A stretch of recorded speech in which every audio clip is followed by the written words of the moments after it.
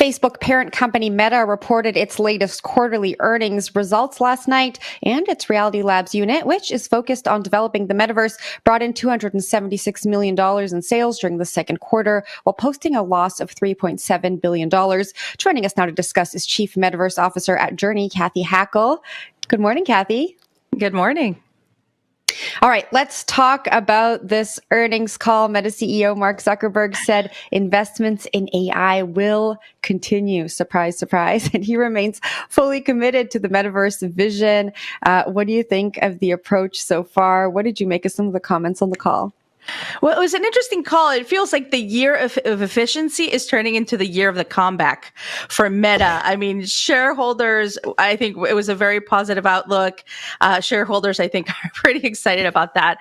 During the call, he definitely talked a lot about AI. It felt like almost every fifth word was artificial intelligence, like we're seeing in a lot of the earnings calls. But yeah, he definitely talked about how AI, the investments they've made in AI are proving to be very successful and leading to growth for the company, and they're going to continue to invest in AI, which is going to lead to capital expenses related to capacity, AI workloads, and also trying to hire more staff, more technical staff for AI, which obviously is coming at a premium right now. It's interesting. We talk about hiring more staff for AI when recently, we learned that Meta let go of a lot of staff in their metaverse division. We heard about billions of dollars lost on the metaverse play, but Zuckerberg seems still long-term bullish on the metaverse. Talk to me about what we learned on that front. Yes, it was really interesting listening to his comments during the call about Reality Labs. The reality of Reality Labs is that they intend to keep going. The losses will continue year after year. They said that very clear on the call because they do see this as the future. He talked about it being a long-term bet. He mentioned, for example, that this is an interesting thing that he said. He said about 1 to 2 billion people around the world wear glasses, and in the future, those will be smart glasses. So I think he's really thinking about what the future holds for the company.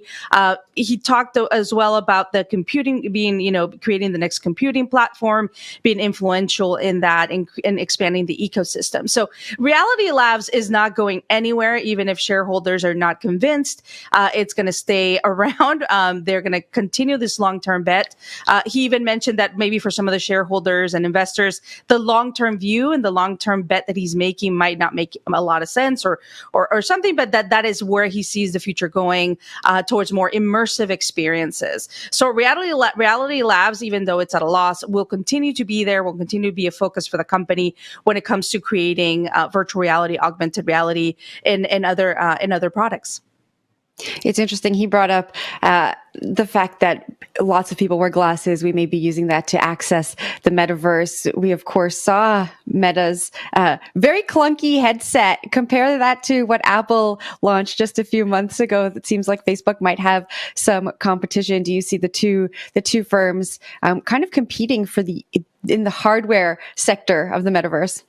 I definitely see them competing in the future. He brought up Apple a few times during the call in not necessarily a positive light. So that was interesting. I think, I really think in September when you have Meta Connect, their big developers conference, they're going to be, launching the Meta Quest 3. And I think we might be shown some of the things that they're doing around smart glasses. So yeah, I think that there is going to be competition between Meta and between Apple when it comes to those smart glasses. Whether Meta decides to use the term spatial computing like Apple did, I'm still remains to be seen. But I think we're going to see a lot in September of what the Reality Labs behind the scenes has been working on. So we'll see. It's exciting, definitely. We mentioned some of the components of Reality Labs with VR, AR, metaverse, social, neural interfaces. What excites you the most, in your opinion? What's the front runner here? Well, obviously they're leading with virtual reality. And while I've been in VR for a long time and it's exciting, I definitely see more the augmented reality side continuing to be a main focus and one of the most interesting things. I'm personally really interested in neural interfaces and how we engage with these devices. This, what I call the post-smartphone future, something that will replace the smartphone, whatever hardware that is. We're probably going to have to engage with it in very interesting ways. So the neural interfaces, whether it is through brain-computer interfaces that are external, external or whether it's reading intent through, through our arms or what have you. I think that that's going to be a really interesting place to look at, especially when you see, Apple's doing great things there. Meta's obviously very focused on that as well in the future with Control Labs and acquisition they did. And then you've got also Snap, which acquired NextMind, which is a brain computer interface company as well. So I think we'll see really interesting things there. What I tell you, I am really excited about, and I think not a lot of people are talking about, is the open beta for Roblox on the Meta Quest.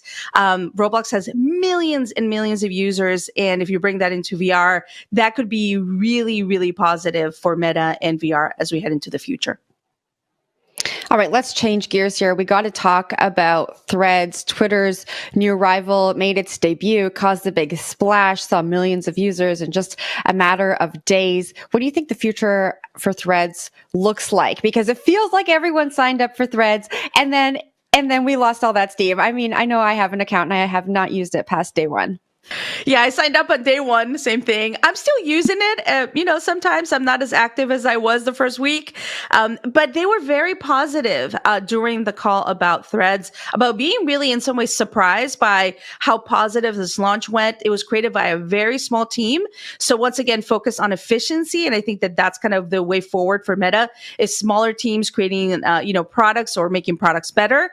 So definitely leaning into efficiency. And I think one thing he said during the call that to me was really interesting was that Threads as a product, they're not really focused on monetization just yet or as the main focus until he said something around until hundreds of millions of people are using Threads. That's going to be the focus. So right now, I think they're just focusing on the product, adding more utility, more things that you can do within Threads. Because right now it's pretty basic.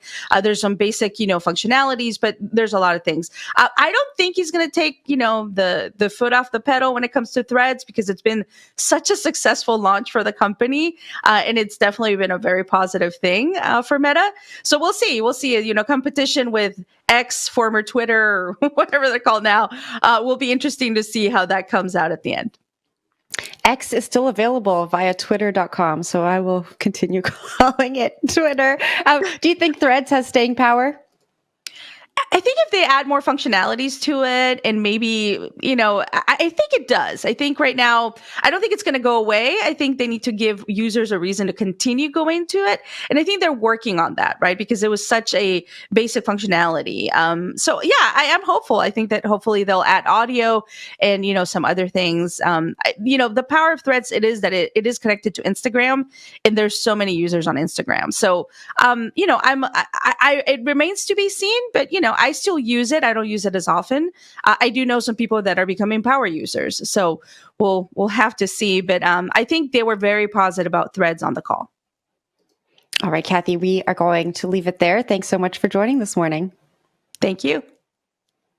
That was Chief Metaverse Officer at Journey, Kathy Hackle.